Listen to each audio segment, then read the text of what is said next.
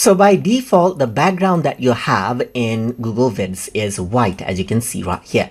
But if you want to go ahead and change the background color of the background, then what you can simply do is go around over here onto background settings right here, just like this.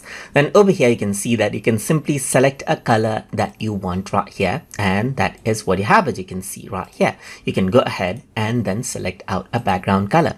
Apart from that, you can also go ahead and select out default styles as you need right here, just like this. So apart from that, you can also see that you can go ahead and add in a gradient. And let's say, for example, add in like default, let's say, for example, something like a radial gradient right here, just like this as well, and then go around over here just like this. So this is what you have. And then if you were to go around onto the background setting right here just like this, you can also go ahead and choose custom colors as well. So over here you can see that I have a gradient.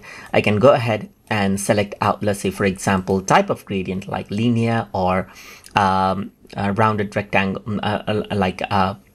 let's say, for example, circle and so forth. You can also add in gradient stops and choose a particular color right here, just like this, as needed, and even go ahead and change around the angle of the gradient as well. Let's say, for example, I can go for 135, or you can be precise just like this as well and press OK, and that is the gradient that you have, just like that. So that is how you can go ahead and customize out the scene backgrounds. And what you can also do is go ahead right here and then go to solid and select out a custom color. Even go ahead and change the transparency level of the color right here, press OK, and that particular background will be added. So that is how you can go ahead and customize scene backgrounds with colors as you want inside of Google Vids. So I hope you guys learned something as always.